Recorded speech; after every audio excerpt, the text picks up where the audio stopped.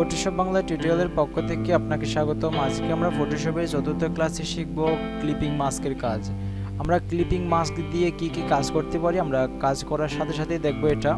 তো আমরা প্রথমে কাজ করার জন্য একটি ফাইল থেকে নিয়ে ডকুমেন্ট নিব। ডকুমেন্ট নেওয়ার পর আমরা টেক্সট নিয়ে কাজ করব। এখানে আমরা একটা বাংলাদেশ থেকে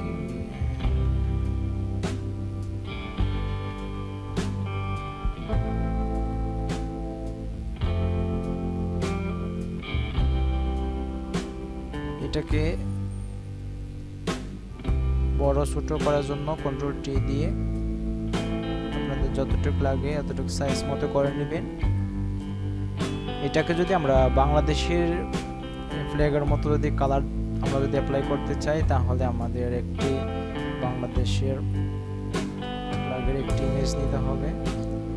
ইমেজটি ড্র্যাগ করে ছেড়ে দিলাম। লেখাটা বরাবর সাইজ করে নিলাম। তারপর উপরে রাইট বাটনে ক্লিক করে দিলাম। তারপরে লেয়ারটাকে আমরা রেস্টারাইজ করে নিব। তারপর হচ্ছে লেয়ারের নিচে একটি ক্যামেরার মতো আইকন দেখতে পাচ্ছি। আমরা আইকনটি দিয়ে আমরা ক্লিক করব। এটাই হচ্ছে অ্যাড লেয়ার মাস্ক। মূলত এটাতে ক্লিক করার পরে একটি আমাদের নতুন লেয়ার যোগ হলো। এই লেয়ারে আমরা রাইট বাটন ক্লিক করে clipping mask create clipping mask click করব। দেখতে পাচ্ছেন যে বাংলাদেশের লেখাটার উপরে বাংলাদেশের ফ্ল্যাগের কালার চলে আসলো। তো আমরা মুভ টুল সিলেক্ট করে আমরা কালারটিকে ইচ্ছা মতো যেখানে সেখানে সরাই নিতে পারি এবং যেদিকে ইচ্ছা নিতে পারি। তো আমি বরাবর মতো একটি সাইজ বসিয়ে দিলাম। এটাই ছিল আমাদের আজকে ক্লিপিং মাস্কের কাজ। আরেকটা আমি আজকে ক্লিপিং মাস্কের কাজ দেখাবো। ক্লিপিং মাস্কে সাধারণত আমরা যখন মুভি পোস্টার দেখি, মুভি পোস্টারের মধ্যে যেমন এই যে বাদশা, এই বাদশা মুভি পোস্টারের মধ্যে আমরা দেখতে পাচ্ছি বাদশা, এই লেখাটার উপরে আগুনের একটা ইফেক্ট। এটা কিভাবে আমরা দিতে পারি আজকে এটাই দেখবো আমরা। তো আমরা যে কোনো একটা টেক্সট নিব।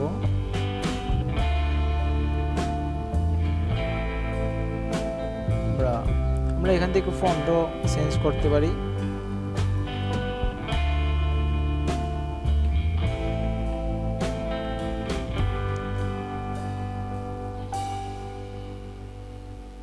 আমি এই ফন্টটা নিয়ে দেখাচ্ছি। তারপর আমরা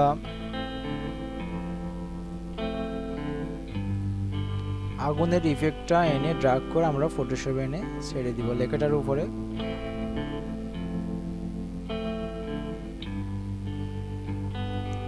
সাইজ মতো করে আমরা ছেড়ে দিব। তারপর রাইট বাটন ক্লিক করব।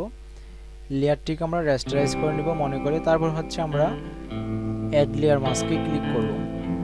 তারপর এটার উপরে রাইট বাটন ক্লিক করে ক্রিয়েট ক্লিপিং মাস্ক। দেখতে পাচ্ছেন যে আমাদের লেখার উপরে আগুনের ইফেক্টটা পড়ে গেল। আমরা সাদা দেখে আমরা এটা বুঝতে পারতেছি না, তখন আমরা কালারটা চেঞ্জ করে নেব। কালারটা এখন হয়তো বুঝতে পারতেছি আমরা কালারটি। টেক্সট একটু বড় করে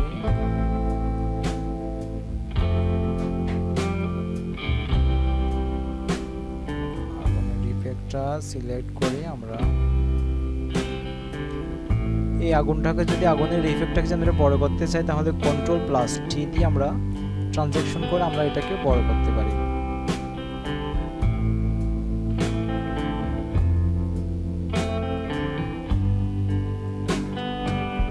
আমি কাজের থিমসটা দেখাই দিলাম। আপনারা বিভিন্নভাবে ইফেক্ট ইউজ করে আমরা বিভিন্ন ধরনের ক্রিয়েটিভিটি দিয়ে কাজ করবেন।